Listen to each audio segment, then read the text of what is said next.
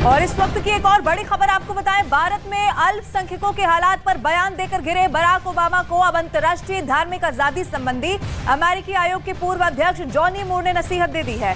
Johnny मूर ने कहा है कि अमेरिका के पूर्व राष्ट्रपति बराक ओबामा को अपनी ऊर्जा भारत की आलोचना की जगह उसकी तारीफ करने में लगानी चाहिए।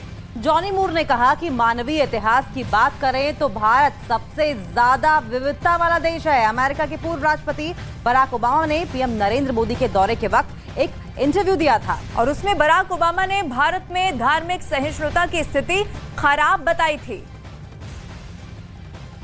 और ऐसे में जबकि बराक ओबामा ने अपने इंटरव्यू में एक ऐसी बात कही जिस पर उंगली भारत पर उठाई गई है, तो वहीं अमेरिका के एक शख्स ने उन्हें नसीहत दे दी कि दरअसल अपनी ऊर्जा ओबामा को भारत के खिलाफ नहीं उसकी तारीफ करने में लगानी चाहिए। तो वहीं भारत के वित्त मंत्री निर्मला सीतारामन ने भी अमेरिका के पूर्व राष्ट्रपति बराक ओबामा पर बयान पर पलटवार किया है। और पलटवार करते हुए निर्मला सीतारामन ने कहा कि जिस वक्त बराक ओबामा अमेरिका के राष्ट्रपति थे उस वक्त अमेरिका ने 6 मुस्लिम देशों पर बम गिराए थे।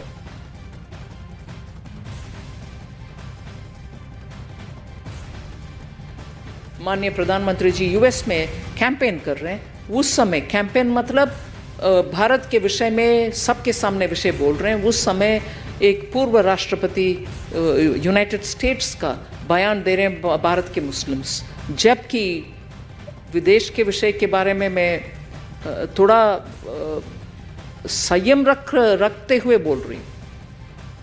यूनाइटेड स्टेट्स के विषय में हम अच्छा फ्रेंडशिप चाहते हैं, मगर उधर से भी भारत के रिलीजियस टॉलरेंस के ऊपर एक USCIRF है, उनके कमेंट्स आ जाता है। राष्ट्रपति जी ने कुछ बातें बोल रहे हैं जहां शायद 6 देशों के खिलाफ जहां मुस्लिम पॉपुलेशन डोमिनेंट है, बॉम्बिंग हुई उन्हीं के कारण। सीरिया से लेकर के यमन के लेकर के सऊदी के लेकर के इराक के लेकर के बॉम्बिंग नहीं हुआ। मोर देन 28,000, मेरे पास इतना स्पष्ट डेटा नहीं है, 7 कंट्री के खिलाफ उसी समय झगड़ा वॉर लाइक सिचुएशन डेवलप हुआ और मोर देन 26,000 बॉम्ब्स वे ड्रॉप्ड। अमिताभ सिन्हा हमारे सहयोगी इस वक्त हमसे सीधे जुड़ रहे हैं। अमिताभ, सीतारमण ने यह जवाब देने की भी कोशिश की, साथ ही उन्होंने यह भी कहा कि 13 देशों ने अपने देश का सर्वोच्च सम्मान प्रधानमंत्री नरेंद्र मोदी को दिया, 6 देश मुस्लिम कंट्रीज हैं। ऐसे में इस तरह का खास बयान देने का मकसद ओबामा का आखिर क्या? देखिए, 2 चीजें साफ है। एक तो पूर्व राष्ट्रपति ओबामा अब का ये जो बयान आया है ऐसे समय आया है जब प्रधानमंत्री मोदी का काफी 3 दिन का काफी सफल दौरा अमेरिका का हुआ। दुनिया भर में जयकार हो रही है और भारत में भी जयकार हो रही है।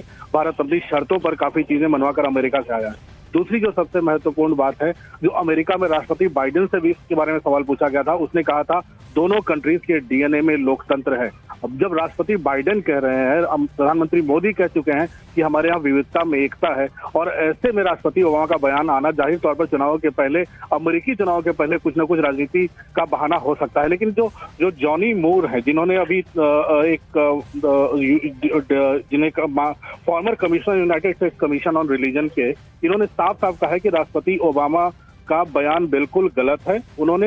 वो अमेरिकन ही है और उन्होंने कहा है कि US commission on international religious freedom के मेंबर होने के नाते, फॉर्मर कमिश्नर होने के नाते वो कह सकते हैं कि भारत एक बहुत ही डाइवर्स कंट्री है। कोई भी दुनिया में, चाहे अमेरिका हो चाहे कोई भी देश, कोई भी लोकतांत्रिक देश परफेक्ट नहीं होता। डाइवर्सिटी, यूनिटी इन डाइवर्सिटी का मामला है। इसलिए जो अमेरिका के अंदर ही उनकी शिकायतें शुरू हो गई हैं, ऐसे में निर्मला सीतारमण का उनको काउंटर करना काफी मायने रखता है। बहुत बहुत शुक्रिया अमिताभ आपका। यूनिवर्सिटी जो डाइवर्सिटी इन यूनिटी की बात सामने आ रही है, बिल्कुल वही अब प्रतीत होती भी दिखाई दे रही है और यही बड़ी वजह है कि अब बराक ओबामा की उनके ही देश में आलोचना शुरू हो गई है।